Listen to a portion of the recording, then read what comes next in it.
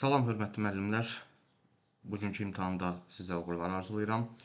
Birinci sual rəqəmsal savadlılığa aid olanı müəyyənləşdirin.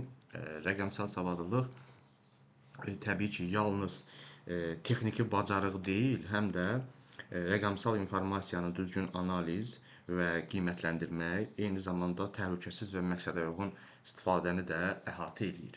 Yəni internetdən istifadə zamanı informasiyanın etibarlılığını qiymətləndirmək bacarığı özü belə rəqəmsal savadlılığa aiddir. Çünki rəqəmsal informasiya alırıq biz internetdən. İkinci sual müəllim dərsdə dinləmə və başqalarını anlama bacarığı mövzusunu izah etdikdən sonra şagirdlərə belə bir tapşırıq verir. Son zamanlar tanıdığınız bir insanın yaşadığı çətin bir hadisəni təsvir edin. Bu hadisədən sonra həmin insana nə demək istərdiniz, onun yanında olduğunuzu hiss etdirəcək 4-5 cümləlik bir məktub yazın. Tapşırığın verilməsində əsas məqsəd nədir? Təbii ki, tapşırığın verilməsinin əsas məqsədi situasiyadan da göründüyü kimi başqalarının yaşadıqlarına həssas yanaşma hissini formalaşdırmaqdır uşaqda. Yəni uşaq qarşısındakının hissini anlamağa çalışır, münasibət bildirməyə müəllim sanki onu bir təşviq eləyir. Bu da təbii ki, belə deyək də, münasibət qurmaq, duyğulara hörmət etmək, empatiya kimi bacarıqları inkişaf etdirmək məqsədi daşıyır. Bu da müvafiq olaraq müəllim şagirdlərə başqasının hisslərinə sayğı ilə yanaşmağı, münasibət qurmağı öyrətmək istəyir cavabında əks olunmuş fikirdir. Üçüncü tapşırıq. Dərs zamanı eşitmə çətinliyi yaşayan bir şagird müəllimin izahını anlamaqda çətinlik çəkir. Lakin sinifdə bu problem nəzərə alınmadan dərs adi axarında davam edir. Şagird özünü dərsdən kənarda, yəni kənarda hiss edir, təcrid deməkdir. Təcrid olunmuş hiss edir və getdikcə dərsə marağı da azalır. Bu situasiyada müəllimin tədrisində hansı problem görsənir? Təbii ki, bu baş vermiş vəziyyətdə müəllimin əsas problemi odur ki, o hər bir şagirdin belə deyək də, fərqlilik xüsusiyyətlərini, fərqli ehtiyaclarını nəzərə almadan dərs keçməyə çalışır. Eyni üsulla düşünür ki, hamı öyrənsin. Təbii ki, hər kəs üçün bu keçərli olmaya bilir. Yəni dərs bir növ hər kəs üçün əlçatan deyil, hər kəs üçün bərabər imkanlar təmin olunmayıb. Burada müəllimin problemi sinifdə inklüziv və bərabər imkanların yarandığı mühiti qurmaması olub. Y variantında müəllim dərsdə bütün şagirdlərin rahat şəkildə başa düşməsi üçün şərait yaratmayıb fikri elə həmin fikrin izahıdır. Növbəti 4-cü sualda aşağıdakı problemi proqramlaşdıraraq həll edin. İstifadəçidən daxil edilmiş bir cümləni qəbul edən proqram yazın. İstifadəçidən daxil edilmiş cümləni qəbul edən proqram yazın. Proqram cümlədə neçə dənə söz olduğunu saysın. Ən çox təkrarlanan sözü müəyyən etsin.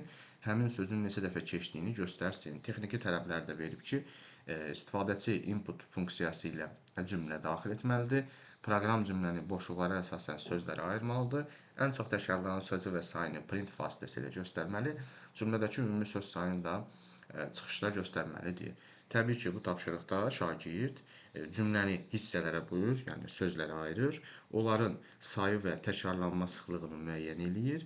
Yəni məlumatı komponentlərə ayırır və məna quruluşunu analiz edir. Bu da tamamilə təhlil mərhələsinin xüsusiyyətləridir. Növbəti tapşırıqda deməli təbiətdə müşahidə etdiyiniz bir fiziki hadisəni seçin. Məsələn, göy qurşağı, səsin əks-səda olunması və ya küləyin təsiri. Bu hadisəni elmi anlayışlara əsaslanaraq izah edin və bu hadisəni nümayiş etdirən sadə bir model, qısa bir təqdimat hazırlayın. Belə bir sadə formada tapşırıqdır. Uşaq burada hazır biliyini, yəni yaxud da elmi anlayışı xatırlamalı və başa düşməlidir. Burada bir neçə elmi anlayışlar verilib. Bu biliyi real həyatdan seçilmiş hadisəyə tətbiq etməlidir. Burada da gündəlik müşahidə əsasında belə deyək də, elmi anlayışla əlaqə qurmalıdır və üstəlik də həmin hadisəni model və ya təqdimat şəklində nümayiş etdirməlidir. Burada da demək, bunların hamısı da həyata keçəndə, yəni nəzəri bilik artıq çevrilir olur praktik fəaliyyət, ona görə də tətbiq etmək mərhələsi doğru cavab olur. Növbəti, siz gündəlik istifadə olunan fərqli mayeləri, misal, qazlı içki, su, meyvə şirəsi və s. Turşuluq dərəcəsini müəyyən etmək üçün sadə bir təcrübə hazırlayırsınız. Bu mayeləri müəyyən göstərici vasitəsilə yoxlayın, nəticələri cədvəl şəklində təqdim edin, daha sonra nəticələri müqayisə edərək hansı mayələrin daha turş olduğunu müəyyən edin və bu məlumatlara əsasən sadə qrafik qurun. Təbii ki, burada birinci olaraq fəndaxili inteqrasiyanı görürük biz. Burada biologiya fənnində daxilində inteqrasiyalar var, kimya fənnində daxilində deməli inteqrasiya var. İkinci isə təbii ki, fənlərarası inteqrasiyada görürük. Riyazi biliklər var, kimya, biologiya var. Cədvəl tərtibi, nəticələrin müqayisəsi, yəni bu bir neçə artıq fənnin xüsusiyyətlərini bir araya gətirir. Fəndaxili və fənlərarası var. Təbii ki, fənnüstü inteqrasiya burada yoxdur, çünki hansısa bir həyati problemin həllinə həsr olunmayıb. Ona görə də elə sadəcə fəndaxili və fənlərarası seçilməli idi. Növbəti sualda deməli, son zamanlar məktəblilərin çoxu çantanın ağır olmasından şikayət edir. Sizdən bu məsələ ilə bağlı araşdırma aparmağınız xahiş olunur. Gündəlik daşıdığınız kitab və əşyaların çəkisini ölçün, məlumatları qeyd edib ortalama çəki hesablayın.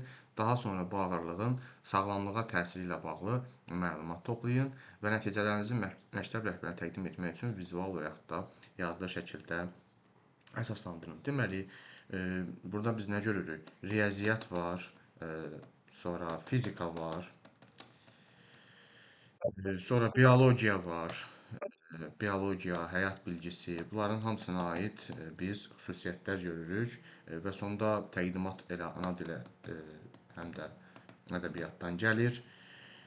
Bunların hamısı artıq bizim situasiyada fənlərarası inteqrasiya seçməyimizə səbəb olur. Təbii ki, real həyatı problem də var, doğrudan da məktəblərin çoxu çantaların ağır olmasından şikayət edir. Bu bir real həyatı problemdir. Biz isə bunu araşdırırıq. Bu situasiyada real həyatı problem və deməli fənlərarası inteqrasiyada, fənnüstü inteqrasiyada situasiyada özünü göstərir. Fəndaxili inteqrasiya isə yoxdur. Növbəti situasiyada deməli siz 7-ci sinifdə dərs deyirsiniz, dərs zamanı müşahidə edirsiniz ki, bir neçə şagird verilən tapşırıqlara başlayarkən tərəddüd edir, səhv etməkdən çəkinir, çox zaman başqalarının fikirlərini gözləyirlər. Siz bu vəziyyəti dəyişdirmək, şagirdlərdə təşəbbüskarlıq və cəsarət hissini gücləndirmək istəyirsiniz. Aşağıdakı yanaşmalardan hansını tətbiq etmək bu vəziyyətdə daha uyğun olardı? A variantında dərs zamanı şagirdlər düzgün cavab verdikdə onların bu cəhdlərini səmimi şəkildə təqdir etmək. Təbii ki, bu deməli doğru yanaşmadır. Belə deyək də, uşaqların təhlükəsiz öyrənmə mühitində olduqlarını və onlara səhv etməyin, öyrənməyin bir tərkib hissəsi olduğunu izah etmək lazımdır və çatdırmaq lazımdır ki, onlar bu məsələni daha dərin və belə deyək də, həvəsdən düşməsinlər. Səhv eləmək bu işin bir tərkib hissəsidir. Öyrənmə səhvlərdən keçir. Bu A variantı buna görə seçilməli idi. 9-cu sual deməli belə. İnformatika müəllimi müşahidə edir ki, bəzi şagirdlər təqdimat proqramlarından istifadə edərkən slaydları sadəcə uzun mətnlərlə doldurur, dizayna, əsas fikrin quruluşuna və auditoriya üçün anlaşıqlı təqdimata əhəmiyyət vermirlər. Təqdimatlar həm vizual cəhətdən yorucu, həm də məzmun baxımından nizamsız görünür. Müəllim bu problemi aradan qaldırmaq, şagirdlərin təqdimat bacarıqlarını inkişaf etdirmək istəyir. Belə bir vəziyyətdə müəllimin atacağı hansı addım məqsədə uyğundur? Təbii ki, variantları uzun-uzun oxuyub vaxtı aparmaq istəmirəm.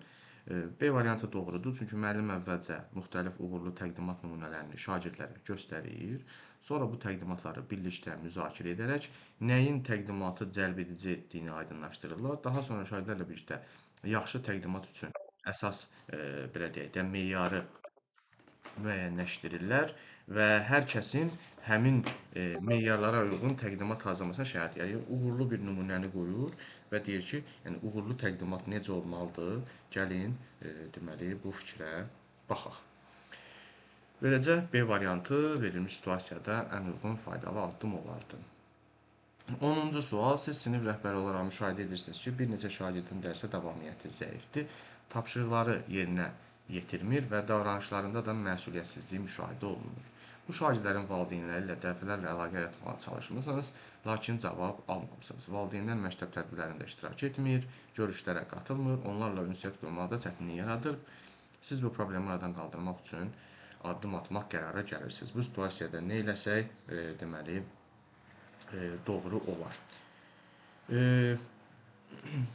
Deməli, bu situasiyada təbii ki, biz problemin həlli üçün addım atmalıyıq. Valideynlərdən məktəbə gəlmələrini israrla istəmək əvəzinə onlarla özlərinə uyğun vaxtda, formada mesaj, telefon zəngi yaxud da səsli mesajla əlaqə qurmağa çalışmaq. Gəlmirsə, bunun obyektiv və ya subyektiv səbəbləri ola bilər və bu səbəblər belə deyək də bizə məlum olmadan biz kimisə qınaya bilmərik. Ona görə də bu addım valideynin özünü daha rahat hiss etməsinə, ilk addım atmağa təşviq eləyə bilər. A variantı doğrudur. B variantındakı fikirdə təbii ki, bu geri bildirim almaq, feedback deyirlər də buna, əks əlaqə, geri dönüş almaq faydalıdır, amma əlaqə olmadan bu artıq vəziyyət pasiv olacaq. Yəni sizin o çətinlik çəkirsiniz axı, görüşə qatılmır, iştirak etmir. Biz ona nəsə əks əlaqəli bir yumşaq tərzdə nəsə paylaşsaq belə, ondan cavab almaqda çətin çəkəcəyik. C variantında şagirdi vasitə etmək bəzən münasibət qurmaq üçün işləyə bilər, amma uşağın üzərində emosional yük qoymaq riski var, ona görə də effektiv fikir deyil. D variantı pozitiv yanaşmadır, amma ümumi paylaşım, fikri ümumi demək fərdi ünsiyyətin yerini tutmaya bilər, hər zaman effektiv olmur. E variantında məktəblə birgə qərar vermək yaxşı addımdır, lakin birbaşa problemi çözmür və ümumiyyətlə problemi gecikdirə bilər, ona görə də effektiv saymırıq, A variantını seçirik. İzahımız bu qədər. Bugünkü imtahanda hər birinizə uğurlar arzulayıram, dəyərli müəllimlər. Sağ olun.